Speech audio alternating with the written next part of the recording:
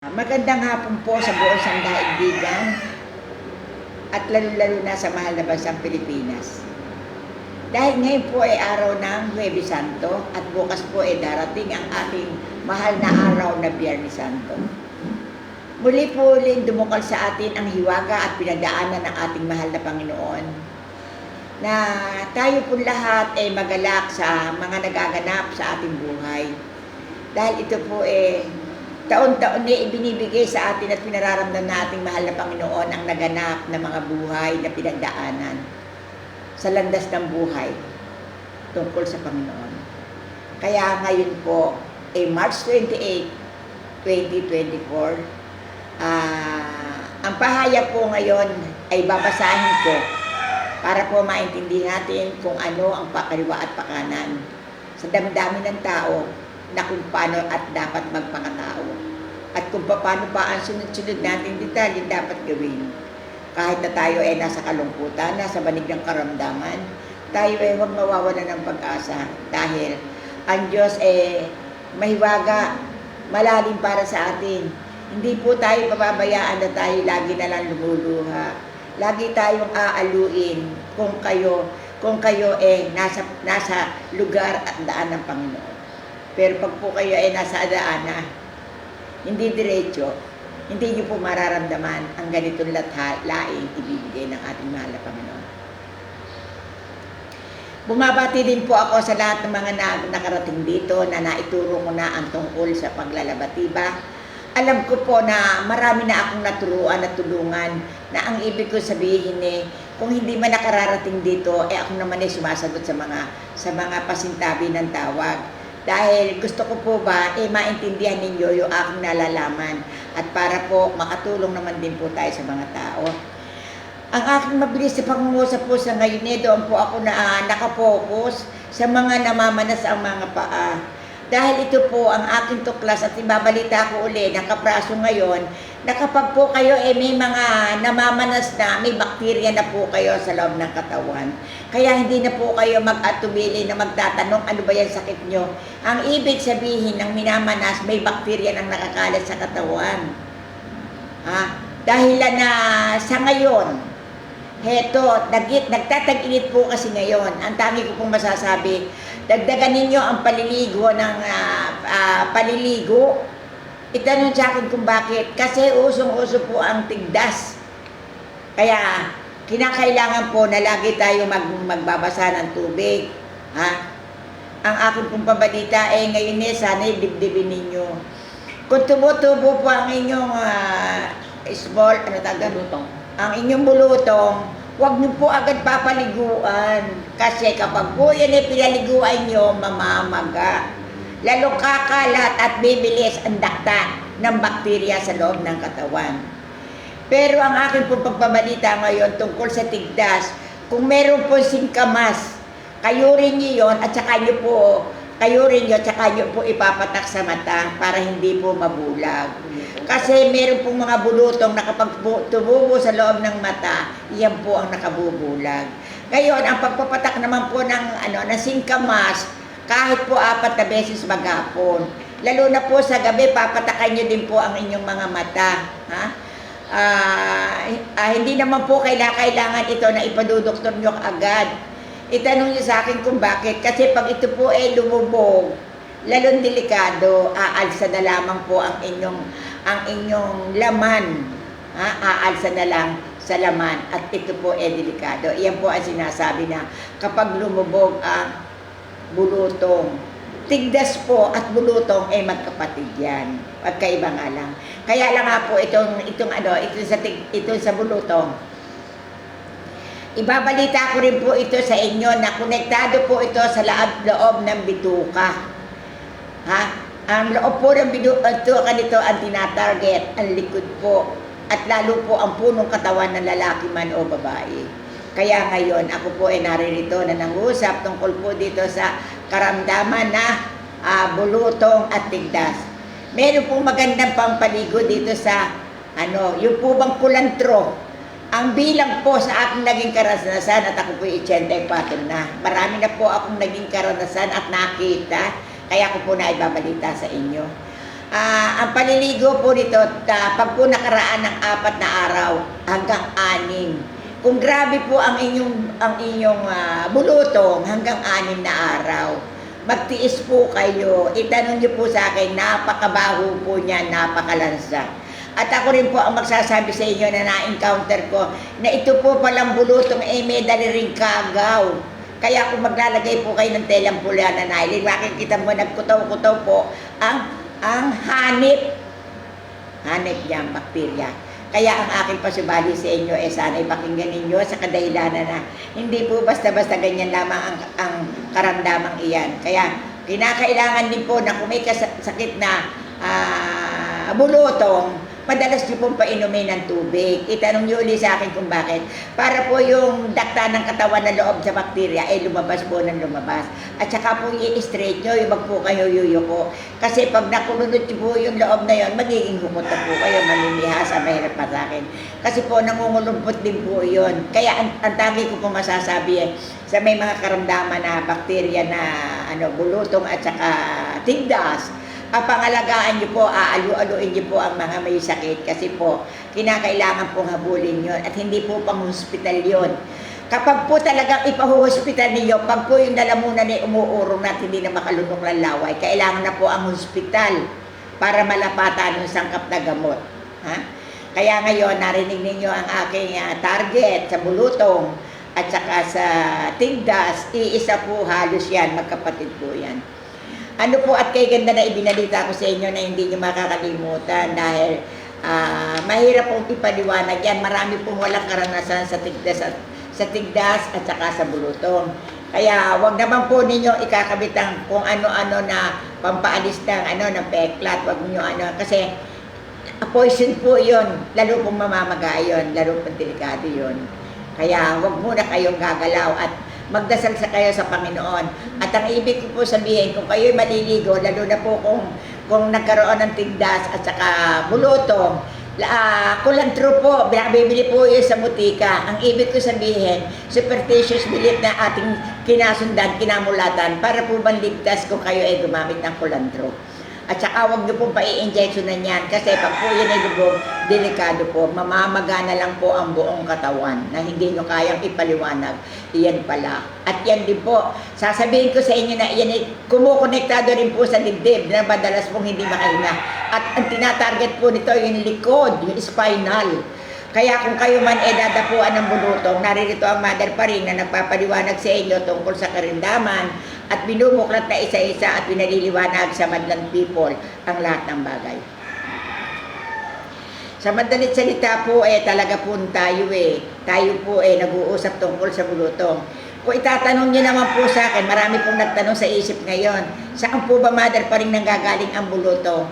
Alam nyo, merong pagkabata binubulutong na. Ngayon, hindi pa rin kayo ligtas na isang bulutong ang tao. Pag hindi lumabas yun, meron pa rin punla sa loob.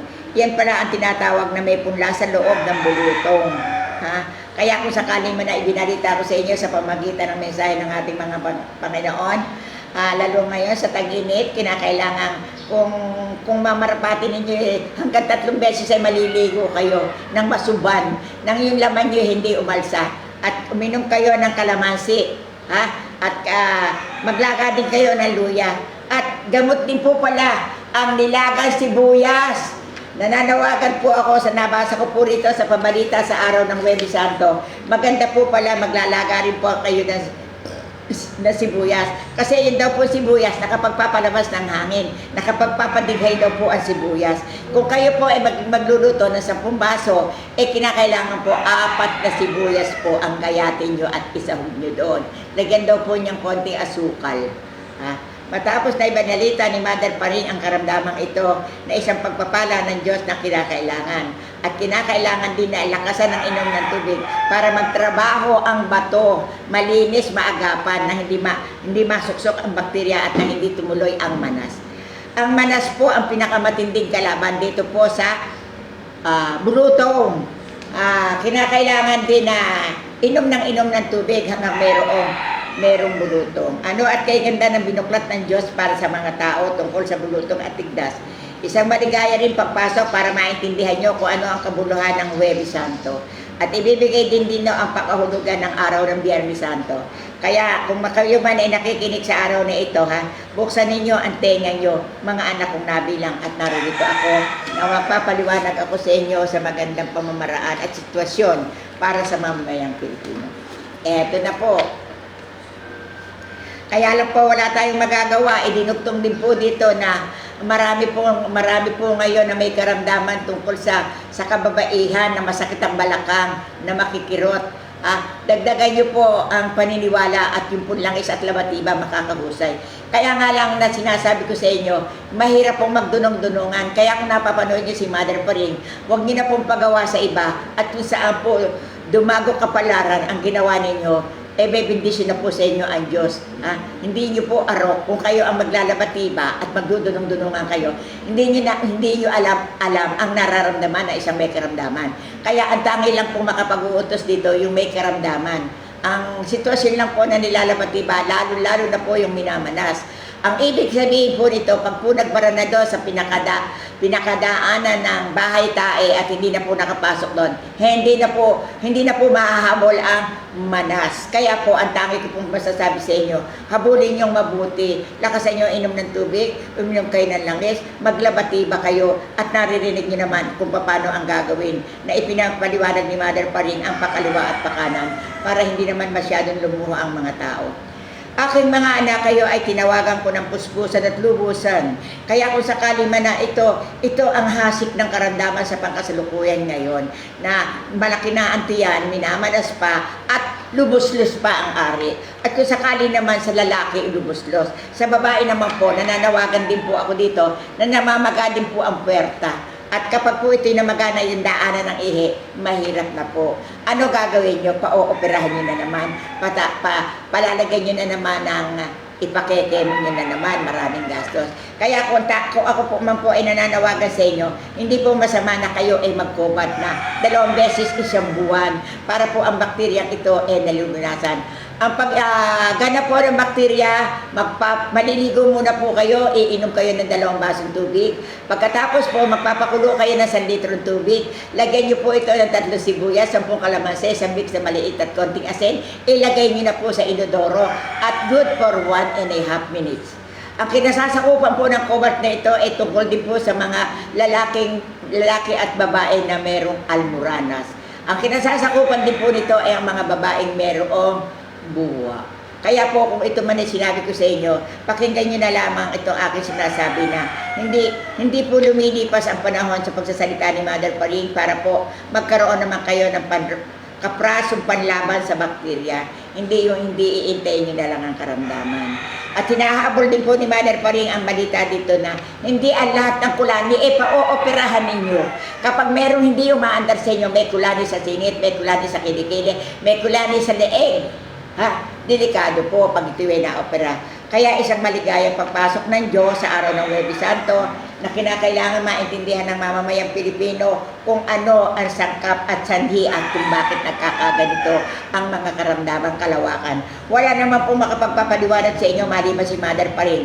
Ako po ay nakataga ang aking mata rito sa papel na binabasa ko na sunod-sunod po ang nakikita kong letra na mahirap pong maunawaan. Maliwanag po ang sisigaw sa akin na kaya kung sakali man po na kayo ay naririyan, na kayo may sinasabi, huwag niyo na pong hatulan si Mother Paring. Sa totoo lang po, pinipilit lang po ni Mother Paring na gumusar sa kanyang tungkulin, alituntunin sa atas at bigay ng Panginoon. Kaya isang maligayang pagpasok ng hapon na ang ating tinalakay ay sa mga karamdaman sa lahat na.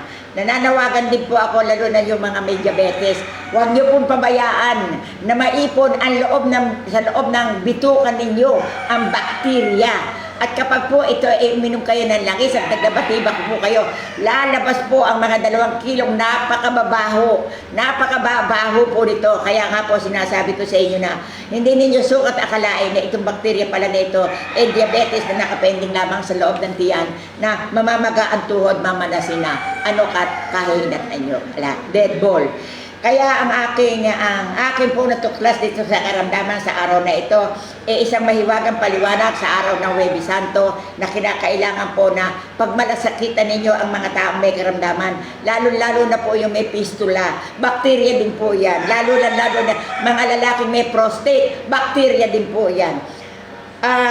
Sa paggagamot po ng mother pa rin, dito nyo malalaman na hindi po kayo mahihirapan, basta po ibigay lamang ninyo ang mariing paniniwala. At ito po, kapag binisita po ni Mother, hihipuin po yan. Yan lahat ng dadaanan ng bakterya. Pagkatapos po, mapapanauli na po ang ari ninyo na mahirap po paliwanagan. Hinahabol ko rin po kayo tungkol dito sa ihi ng mga kalalakihan. Mga kalalakihan, senior citizen at hindi senior citizen, kinakailangan din po na bilisan nyo ang pagsunod sa alituntunin ng paglilinis at huwag po kayo masyadong masiba sa mga matataba at lalo na sa baka. Pagkatapos iinom ng soft drinks, naiipon po yan. Kapag po yan ay kinatiter nyo, bubunutin din po ang kateter at hindi rin po tatalab at hindi rin lalabas dahil ang nakasaad po rito sebo. Matapos po na ibalita ni Mother Paring ang pakaliwa at pakanan, siyempre naman ngayon ay araw ng Huwebes Santo. Kung ito man ay maririnig ninyo, itala ninyo sa inyong isipan ang lahat ng bagay. At ako rin ay nananawagan na ngayon ay hindi ninyo sukat akalain na ang mga taong nabubuhay pala ngayon sa ibabaw ng mundo, may dala na rin kagaw, may dalang hanip. Kaya kayo, nananawagan ako, huwag basta baro ng may baro. Kung daw na kayo sukat din, suot dito. At kung kayo may nabibili sa Gundamano, babanlian ninyo. Hindi ko kayo pinipigilan. Ang ibig sabihin ng Mother Paring, na nabasa rin ni Mother Paring, ang alituntunin na kailangan na kung kayo ay bumili ng baro na si Gundamano. Kailangan din ito ibabad nyo sa Clorox at saka nyo panlian at saka nyo plantyahin para maalis po ang bakterya. At kay ganda na sunod-sunod na ibinalita ni Mother Paring na hindi ninyo sukat akalain na ito ay sama sa araw ng Huwebes Santo at Biyernes Santo. Ganun din po ang pananawagan ni Mother Paring dito sa mga paglalagay ng kung ano-anong may mga sangkap sa pagpapaganda ng buhok. Iingatan din po yan. Huwag po basta may pera kayo, bili kayo ng bili. Ngayon, ito ang Mother Paring ng Bulacan na nakikipag-usap sa inyo sa alituntunin. Kung kayo po ay nakakalbo, magkatapo kayo ng isang liyog, gata lang po. Tapos po ilagay niyo sa anit yon mga 4 na beses. Bago niyo po ilagay yon, bago po kayong paligo at saka niyo babalutin ng 30 minutes, ang ibig sabihin po nun, na vitaminan ninyo ang inyong anit. Dahil na-add na po ang anit, kaya wala na pong vitamin.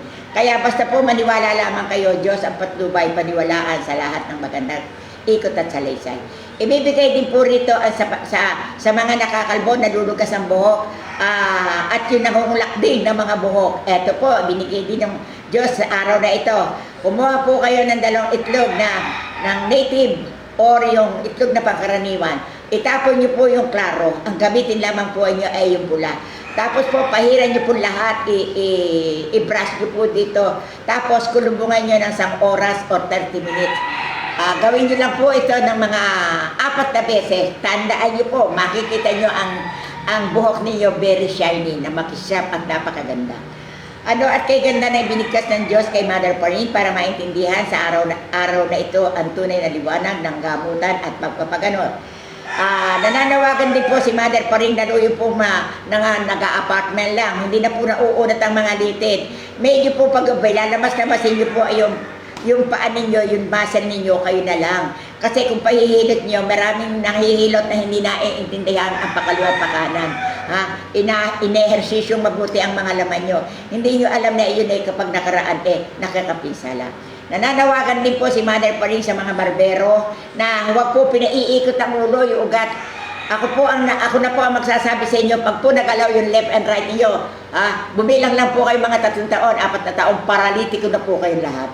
Kaya marami rin po kayong pag-iingatan sa araw at oras nito sa mensahe ng Diyos sa araw ng Huwebes Santo at Biyernes Santo. Pinagtalikop na po lahat ng Diyos na mabilis na ibinalita sa akin ang lahat na ito. Kaya ang Mother Paring ng Bulacan nagsumigasig naman na basahin lahat ito sa harap ng altar. Matapos po na naibalita ko sa inyo ang lahat ng sigwada ng pamalita, Inulit ko po ngayon, sana sa araw at Huwebes Santo at Biyernes Santo, huwag naman kayo masyadong makapagbigay pagkakasala. Lahat noong masyadong umaandar ang pang-aakit. Tinatawagan din ng Diyos sa araw at oras na ito na sana na may tumangala kayo sa akin at tignan nyo, huwag kayo makapagbigay pagkakasala. Huwag niyong paandarin ang masyadong naliligaw sa tawag ng love at pagmamahal. Matapos na naibinalita ni Mother Paring ang lahat na ito, marahil naman matatandaan ninyo, tuparin ninyo, at oras na ngayon na kinausap ko kayo sa pamamagitan ng araw ng Santo-Santo. Kaya, binabalikan po tayo ng ating mahal na Panginoon na tayo daw po lahat ay gumalaw na ngayon. Kaya kung kayo man ay nakarinig sa araw at oras ito, kanina po, talagang hindi ko po kayang ipaliwanag ang balang umandar sa aking ulo. Kaya ang tangi ko pong masasabi ngayon ay magsigising na po kayo, tayong lahat. Kasi po, ating pong pupuntahan ay maliwanag na daan tungkol sa Panginoon. Magkaroon naman po tayo ng kaprasong cargo de consciência. Kawawa naman po ang mga taong nangaapi. Kasi tanong niyo po sa akin kung bakit at ano ang nagkaganito. Ngayon, ako rin po ay magpapaliwanag sa inyo ng kapraso. Huwag po kayo basta-basta magpapatuloy ng babae o lalaki. Huwag po kayong masyadong maniwala sa magandang samahan, friend-friend, pagkatapos po agawan ng boyfriend at girlfriend. Kaya po ngayon, lalo-lalo na po nananawagan ako sa lalaki at babae, magkaroon kayo ng disiplina at init ng mata. Hindi ko sinabing kayo na magselosan, hindi yan. Pag-ingatan nyo, may planto lamang ang pakikisama at pakikipagkaibigan.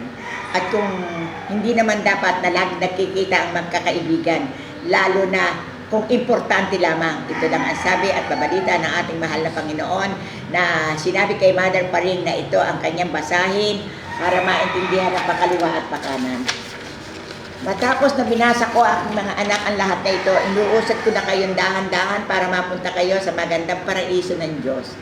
Kaya ang araw ng Biyernes Santo ay isang pagdiriwang, isang paalala para sa maganda at makamandag na pagbabago ng mga tao. At isinaad din po dito ng mahal na Panginoon na nananawagan po si Mother Paring sa lahat ng may mga kanser sa suso. Ngayon po, ganito, mahirap po. Teka lang, babasahin ko. Isang magandang hapon sa inyo, aking mga anak, lalo-lalo sa mga breast cancer. Kagaya ngayon, aking mga anak, mainit, huwag kayong mag-atubili, maligo kayo, aking anak, at wala kayong dapat katakutan. Sa araw at oras na ito, binigay ni Mother Paring ang panggagamot. Ang tubig na inyong ipapaligo, ipagalimbawa mo isang timbang pula. Lagyan nyo lang ng 2 kutsara iyan. Ang ibig sabihin, ito ay salot sa bakterya. Magandang paliwanag ng Mother Paring na taga Bulacan para maintindihan ang lahat ng bagay dahil ang asin ay isang sangkap. Naririto rin ang panggagamot ni Mother Paring sa mga masyado na naninigarilyo. Hindi ninyo sukat akalain na i-broadcast sa araw ng Huwebes Santo at Biyernes Santo ang tungkol sa suka. Ang ibig sabihin, yung sukang paumbong, mga kapatid kong minamahal, hindi bali kayo maghanap sa paumbong. Iinom kayo ng 2 kutsara alas 9 ng gabi. Busog kayo. Tandaan ninyo, yung laso ng nakapaloob doon natatanggal. Ang ano ng tabako, sagot kayo, nicotine. Kaya kung sakali man na binangkit dito ng Mother Paring ng Bulacan, kinakailangan ito ay matutuhan ninyo. Pag kayo ay naninigarilyo, hindi na nga kayo matatanggal sa paninigarilyo at baka kamatayan ninyo yun. Ngayon, maganda kayo ng suka na paisa-isang kutsara at magmumumo kayo para hindi magkaroon ng depresya at ito din ang nagkakaroon ng depresya sa baga. Magandang pabalita ng Diyos na hindi niyo makakalimutan ang lahat ng sangkap-sangkap na sinabi sa araw at oras na ito. Kaya kung sakali man aking anak na kayo, inulit ko ang pagbabalita sa araw na ito, kinakailangan wag na kayong dodoble ng asawa. Wag na kayong dodoble ng asawa. At ang isipin na lamang ninyo, yung isa lang ay tama na.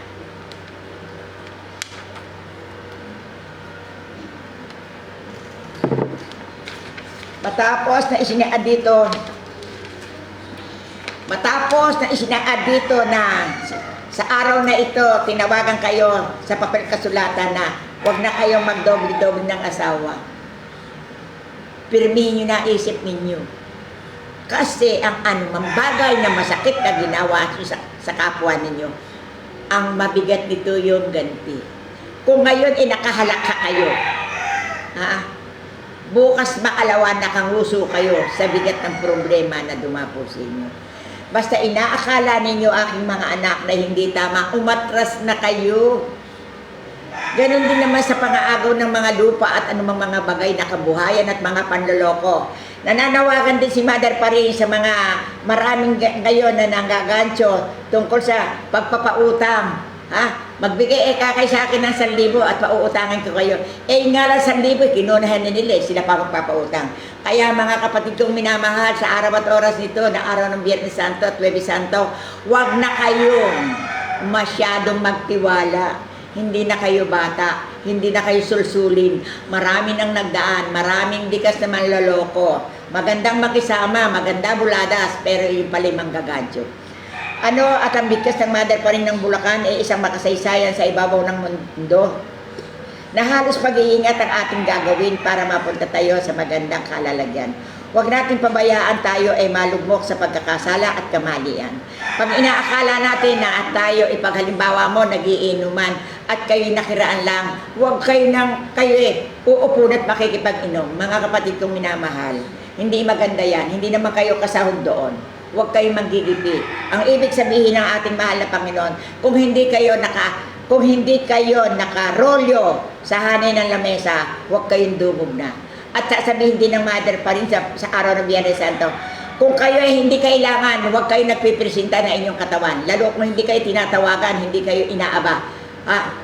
Kung maligaw kayo, nakabasag kayo ng baso, delikado pa. Kaya kung kayo'y inimporta, saka lamang kayo pumunta. Walang kwenta yung hindi naman kayo hinahanap, pupunta kayo. Kaya isang magandang hapon at magandang paliwanag ang ibinigay ng Diyos na binasa ni Mother Paring sa harap ng altar para sa mamamayang Pilipino at lalong-lalo na sa lahat ng namumuno na may mga katungkulan. Ito po ang pabalita ng mahal na Panginoon. Mga nanunungkulan na may katungkulan, nananawagan si Mother Paring na kinakailangan ang inyong kakampihan ay ang tama. Ang mali ay huwag niyong kakampihan. At kararahan din naman kayo ng mga masyadong istrikto ninyo na hindi naman lahat ng araw ay naririyan kayo. Kawawa naman yung mga tao na mahihina ang kanilang pinagkukunan, humihingi ng payo sa inyo. Dapat ay tutulungan. At binanggit ni Mother Paring ang napakagandang estilo at kasaysayan na pananawagan sa mga nanunungkulan, lalong-lalo mula barangay hanggang pataas. Kaya maraming salamat po sa Panginoon at nararamdaman ko naman po na maganda ang takbo ng ating pamahalaan, lalong-lalo na sa ating mahal na Pangulo. Kaya pinararating din po dito na nagkakaroon na ng kaganapan ang tuwid na landas, tuwid na daan na makasaysayan. Matapos po binasa ko lahat ang alituntunin na pinabasa sa akin ito po ang magandang balita ng Panginoon. Aking mga anak, ako ay pakinggan ninyo. Ako ay namanikan sa araw ng Huwebes Santo at Biyernes Santo. Kayo, aking mga anak, ay minamahal ko. Huwag kayong masyadong dumulog sa pagkakasala bilang tao. Na ang ibig ko bang sabihin, ito'y inulit ko, na kung inaakala nyo may-ari ang lalaki at babae, huwag nyo nang pasukin ito. Huwag kayong madumihan. Huwag kayong magkaproblema. Dahil huwag kayong magbigay pagkakasala sa kapwa-tao. Ngayon, magandang hapon po sa inyong lahat na ako po rito si Mother Paring ng Bulacan ay nananawagan sa wastong daan, wastong paroroonan para makamit po natin ang paraiso. Hindi na po magtatagal at ito po ang saad ng salita ng Diyos. Kapag kayo ay narito at nabubuhay sa mundo, kapag kayo ay oras na kakausapin ko na kayo, at kayo na may tatanungin ko, ang sasabihin ko sa iyo, mga anak, ano ba ang ginawa nyo nung kayo'y pawalan ko? Kaya ngayon, ang tinig ko, ngayon mapapakinggan.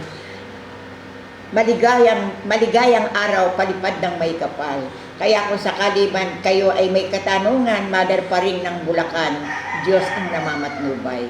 Mother pa rin ng Bulacan, 15 beses pinakuan, na ito ang inakyat niya at sinangguni, binibigyan ng may kapal.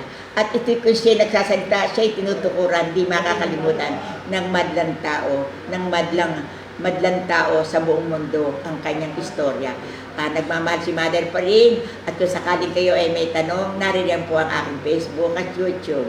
Kapag po ang Facebook ko at YouTube ay inyo pong pinag-ikot-ikot, talaga pong may matutuhan kayo. Aawit na po ako at matatapos na. Ito na po. Hindi ko lang po alam po ano i-aawitin ko nito. Kita.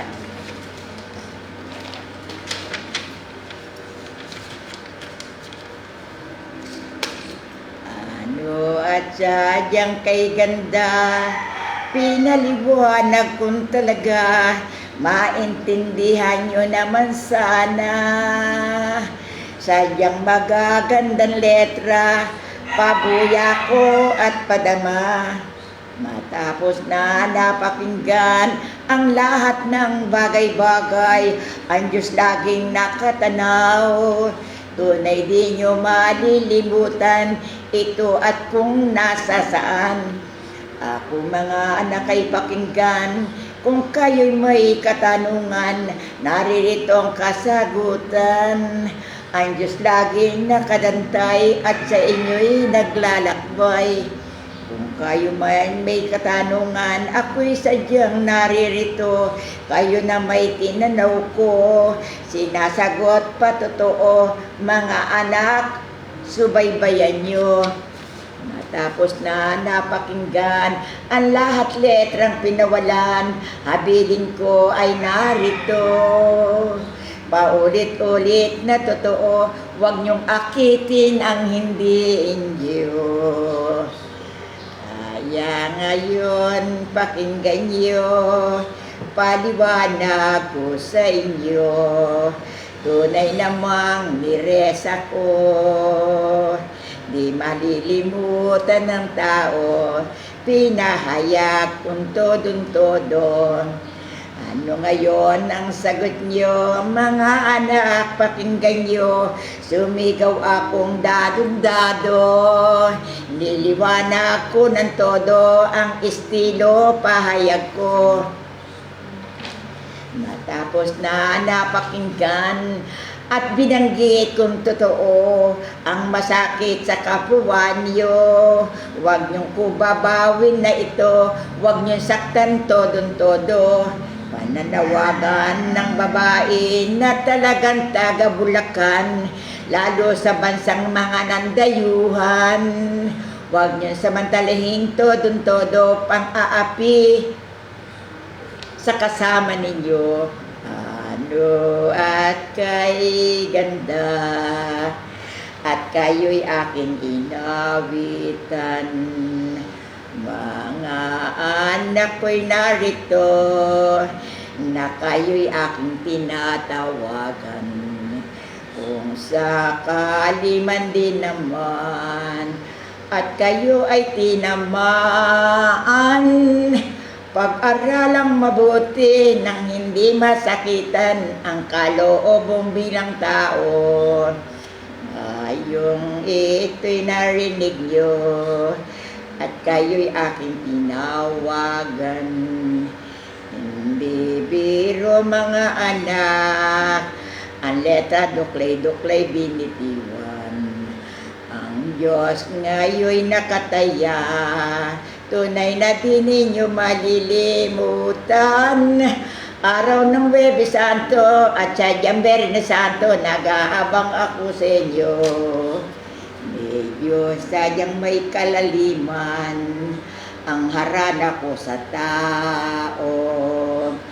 Kandili at kalooban, at kayo ngayon sinuri ko. At ako'y parang tandang na sa inyo ay nanawagan. Ako'y naninikluhot at ito'y baguhin nyo.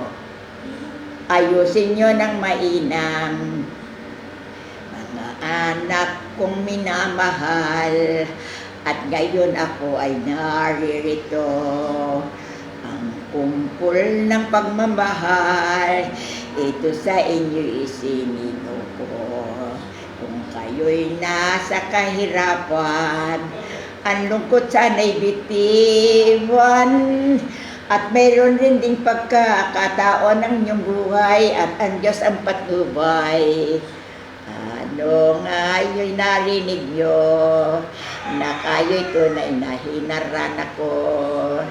Ang ibig sabihin dito, isuri nyo ang di nyo aring totoo. Huwag kayong magbingi-bingihan, akda na ito sa kastigo ko. Liwanag ang sigaw ko, ang Diyos dito'y patnubay na hinaran na kayo. Ano baga mga anak, ang diresa ko kayo'y inawitan. Di ba kayo nalulungkot kung kayo naman ay ng aking tunay? Kung ito kayo ay nagkulang, huwag niyong puspusin ang kasalanan. May oras pa rin dito at may pagkakataon rin din na kayo ay magbago. Ilaw ng kandila, liwanag ang ibinigay ko. Ang ibig kong sabihin, ang dilim ay talikuran nyo. Tagalog ang niletra ko, ng babaeng isang Bulacan. Babaeng naririto sa lugar ng Bulacan ay inyong matatagpuan. Kayong lahat ay nariyan dahil ngayon ay Huwebes Santo.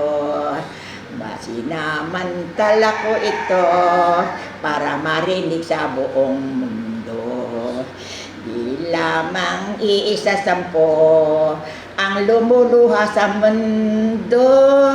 Kaya ngayon aking anak, haplusin nyo ang luha nyo at eto na ako sa inyo. Mahirap paliwanagan ang lahat ng isinalaysay ko.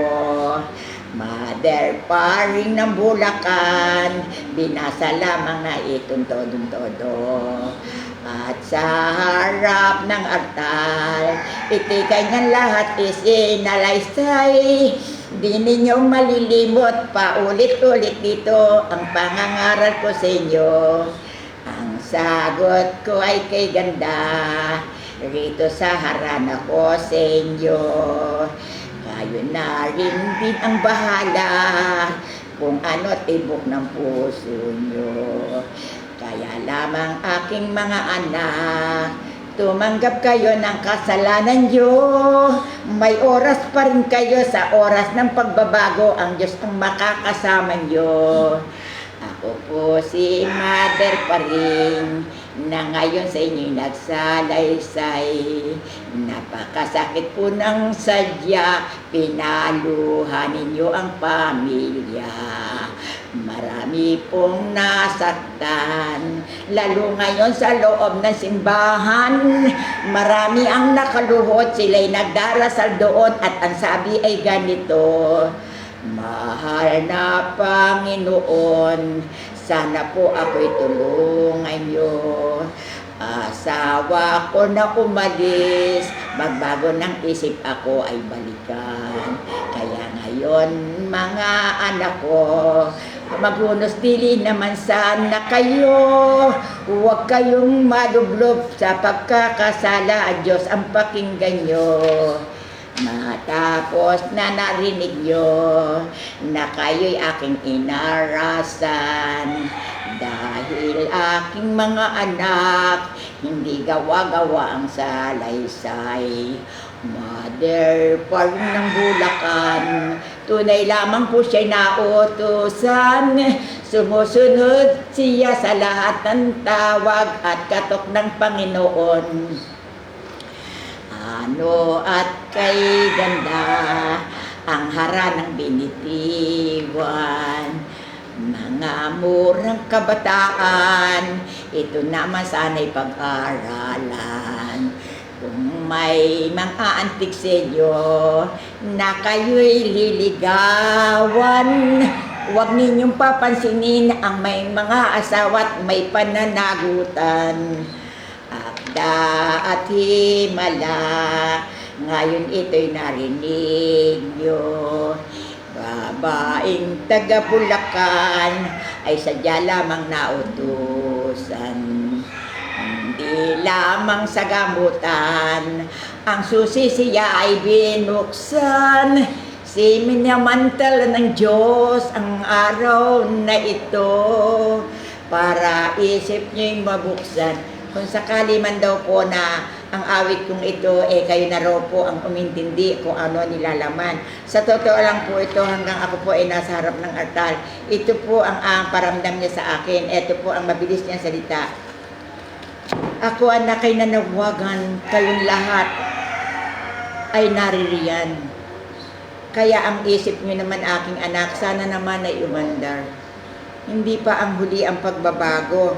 Sa kapwa nyo, tumanggap kayo ng pagkakasala. At pag kayo, aking mga anak, ako'y sinunod nyo. Maganda, langit, premyo, paraiso, tuklas ng Bulak Mother pa rin ng Bulacan na hindi niyo makakalimutan. Maraming pong salamat. Kung sakali man po na ako'y gumanap ngayon, nagmamahal lang po ako sa inyo. Hindi ko po makakalimutan ang ibinibigay sa akin ng Panginoon. At ako po'y naririto na ibabalita ko rin po sa inyo na lipos din po ako ng luha. Dahil matay ko na pong tanggihan itong sinasabi sa akin eh. Hindi ko po maatrasan. Siguro po wala na akong magagawa. Dahil ito po ang aking tinango ang pagkatao. Dahil alam niya na ang istorya ng buhay ng Mother pa rin ng Bulacan. Kaya ang aking pong lubos na pananawagan, lahat po, mga nanunungkulan, lahat ng mga boss-boss dyan, wag naman yung aapi ng mga tao. At lalo naman po sa loob ng kulungan, wag naman sana yung masyadong aapi na nasa kulungan. Dahil marami lang po dyan na nakakulong na walang kasalanan, na pagbintangan lamang, ano lang po yun, na itip. Kaya ngayon po, ito po ang sabi ng ating mahal na Panginoon. Ito po, babasahin ko. Pangunawa sa akin na aking mga anak, kayo na may naririyan. Kung kayo may kakayanan na makatulong sa mga taong mga nagkukulang, kayo sana'y gamitin nyo ang isip nyo dahil kayo ang may isip dito. Kapag ito ang ginawa nyo, mabuti kayong mamamayan as Pilipino. Kaya nga ako ay narito at kayo aking dinakila. Inilagay ko kayo sa aking mga anak sa kanyang-kanyang pwesto. Kaya wag naman sana kayong masyadong abusado. Maging magpakaayos kayo sa tinanggap ninyo sa aking trabaho. Magandang hapon po sa lahat. Ang aking pananawagan sa lahat po, sa buong tinawag po sa araw at oras na ito. Nananawagan din po ako sa mga may restaurant. Kapag po hindi na uubra at panis na ang pagkain, wag niyo na pong pakain sa tao. Hindi bali na po kayo hindi tumubo. Maawa po kayo sa mga nagkakasakit. Kasi hindi naman po kayo nababalikan na nito. Kagaya po ngayon, napakaraming mga sakit ng tao na mahirap ipaliwanag. Puro po namamaga. Ako na po ang magsasabi ninyo. Ito po nagmumula lahat sa ating kinakain. Kaya ako po ngayon nagbibigay ng paggalang na magandang hapon po sa inyong lahat. Mother pa rin ng Bulacan. Ang lahat po ng tinawagang ito, nakalagay po dito ang papel. Kaya kung sakaling may katanungan kayo, ito po ang sagot. Mahal na Panginoon, ang po tanong nila, ito po. Marami ang nagtatanong sa iyo, anak, kasaysayan. Ang sagot ko'y ganito, ako sa iyo'y namatnubay. Ikaw aking inutusan ko, pinatayo ko sa harap ng altar para basahin ang pinasasabi ko. Mahirap paniwalaan. Salamat po sa inyo. Nagmamahal po, Mother pa rin ng Bulacan. Sa muling pagbabalik po muli sa Facebook. Lahat po ng mapupunta sa simbahan, magsama-sama na po tayong lahat, iluhod na po natin ang ating mga problema, lalo po yun sa bangkarote, yung po lahat na gustong tumindig, ang Diyos po ang tutulong sa atin. Huwag po tayong manghihina, ipaglaban po natin ang ating biyaya ng Diyos sa atin. Bye-bye!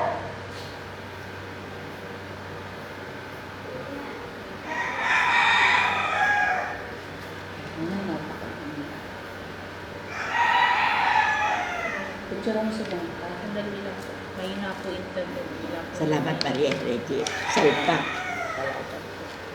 Talagang dalawa ayaw ko mapindot. Hindi ba, sige, mag-itay na lang tayo. Aalis na ako rito.